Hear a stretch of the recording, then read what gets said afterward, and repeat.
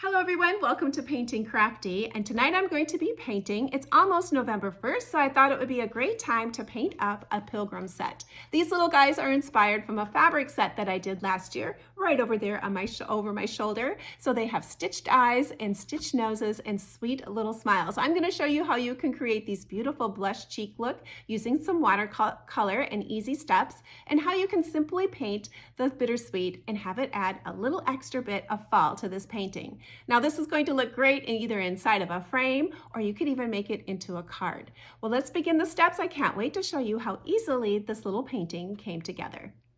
The watercolor paper I'm going to be painting on is the Arches 100% cotton watercolor paper today. I've already done the line work. I've used a micron pen, a 03, to go ahead and do the line work, pen work. Micron pens are permanent, so once it's dry, you can go ahead and paint over it. For those of you who would like to have a little help with drawing, I do have a sketchbook membership, and that's where I have all the line drawings for my paintings that I do on my YouTube channel. I'll have the link for some of the materials that I use as well as the sketchbook membership inside of the description box. Well, let's get started and I'll show you the beginning steps. I'm trying out a new watercolor set by Prima called Decadent Pies. I had taken a class from another person and she used this small little set to create the faces that she was working on, and I really did like all the tones, so I wanted to give that a try as well. I'm using the 100% cotton watercolor paper by Arches, and it's very dry, so I want to wet that area first with water. That's going to help my colors blend so much nicer if I allow that paper to get wet. Watercolor is unique. It wants to flow wherever your paper is wet, so as long as you keep that water just on your face, your color won't go any farther than that. So once my paper had that glistening look from the water where I wanted to add my paint, I picked up a light peach color called Peach Cobbler, and I put that all over my face, and I tried to leave a little bright white area on the one side of the nose. So choose one side where your shadow is going to be and one side of where your highlight is. While my paper is still wet from that first color that I put on, I'm picking up a slightly darker color called Pumpkin, which would be kind of more like a yellow ochre color, and I'm going to be adding that to the areas of where I want the shadow. So at the hairline, around the outside of the cheeks, and I'm going to be putting that paint there. Now I'm going to go switch over and I'm going to do the other one, doing it basically the same way, starting with the water first, picking up that light peach cobbler look.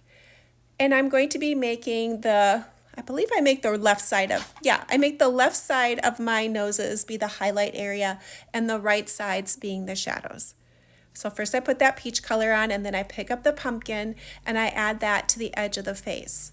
Now, if you need to soften your colors a little bit, like you're noticing you just have bands and your color isn't moving as well, rinse out your brush, add some clear water to it, give it a little bit of squeeze so you don't have too much water in there, and then just kind of softly move that paint around and soften those areas, and then you're going to get those real pretty watercolor blends.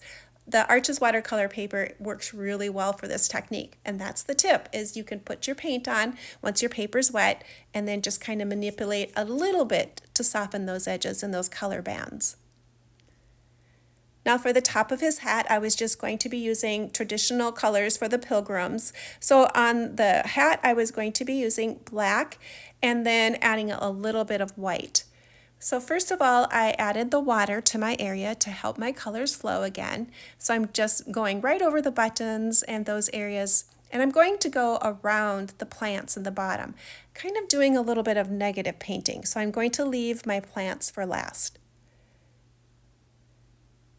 I'm wetting my paper a fair amount. Again, I'm looking for that glistening area. I'm trying to keep it out of the plant area so I don't end up with a lot of black there. And then once I have that set up, I'm going to take my black and I'm going to be mixing enough water in it to probably be more like no more than coffee consistency. So in between tea and coffee is what you're looking for. For the hat, I was going to go ahead and do the whole top part, but I wasn't going to be doing that band around the face, because if I go in now, my paper is still wet and that black will just kind of bleed down into his face, and I really don't want that. I want to give that face plenty of time to dry before I add those next colors next to it. You can always add a little bit of heat if you want to force dry your paper, or just choose another area to go ahead and paint. I went ahead and I put the black all over the hat. I'm going to be adding a highlight to my hat by just doing and lifting the color and not leaving the bright white of the paper. So I'm just adding my paint and then letting that water do its trick by drawing it towards the wet area. And that's how I'm going to go from basically dark to light. So around the collar is going to be darker, but then as it goes to the bottom of that card or painting area, it's going to be lighter. The next area I start to paint, I work on the very top of the greenery, so I'm starting with more of a medium shade of green and then picking up a little bit of the golden ochre to mix my colors. I'm doing this on the dry paper. I want to have a little bit more control of where and how much color is floating everywhere. So I'm just tapping in my green first and then tapping in my yellow on the top. And because the green is wet and the yellow is wet, it's just going to mix and create, I like to call it a little bit of watercolor magic, because I don't have to do a lot. The colors will mix on their own because it's wet paint, touching wet paint, and it'll mix by its own. Now you can always take your brush, dip it into that clean water again, rinse it out, dip it into the clean water, give it a squeeze, and manipulate the color around if you need to mix your colors slightly, or even lift a little bit of color if you feel like your leaves are too dark. You can always go a little darker. It's always harder to go a little lighter, especially after your colors have dried. Now on to painting the bittersweet.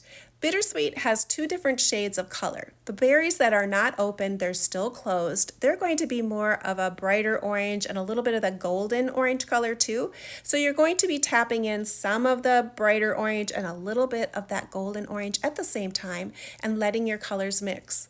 The little ones that are already opened up, those ones are more of a rusty red or a brighter red shade. So those are going to have a different look. So you're going to have some of that bright orange and then you're going to bump down and create more of a reddish orange color. I'm choosing two different shades of red to create those little ones that are open. I'm going to be basically tapping in that color as well. I'm not spending a lot of time. I'm just trying to get my color. I've already got the ink work done, so I'm trying to stay within my shapes. So that's why another reason why I'm going on dry paper, because I'm trying to get my shapes to stay right where I want them. So I'm just using a dry paper underneath and then adding that little bit of wet color in there. I'll have a little bit more control in these small areas and allow my painting to stay within my already inked area. When I did the ink work for this one, it is more exact. It doesn't have a lot of sketch quality, so I've kind of just more went around the actual drawing is what I did. So I wanted my form to be a little bit more exact. I did use a smaller nib size for this one, a 0.3, so the line quality is pretty small. It's not so wide, but it did add a nice little quality in the end. So you can see how these are looking different. Now this red color does fade a lot. It takes me about 3 different times to get the red to be as dark as I wanted it.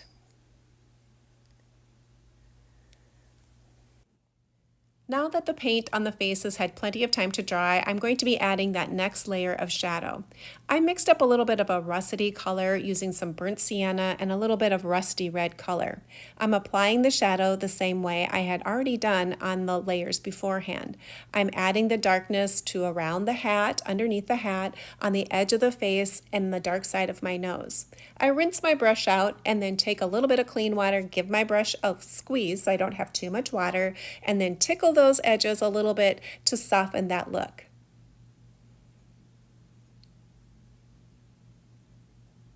I come in with just a little bit more dark of that russety kind of color and add just another deeper shadow.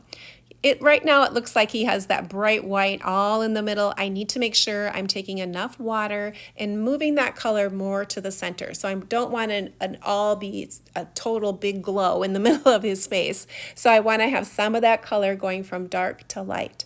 I'm going to apply the same look onto this little gal as well, adding the shadows along her hairline and on the outside of her face and on the dark side of her nose, using some clean water and adding that to the shadow area to blend that color out to the middle.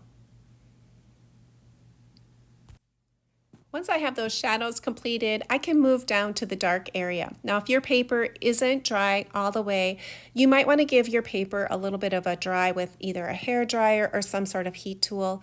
You want that black to be nice and dry before you add those next colors, so you don't get a lot of that black drawing into those brighter colors. Especially those berries, we want to keep them bright and light so they keep that look of the bittersweet. I'm using the exact same colors that I used up above for those plants, and I'm applying them the same way.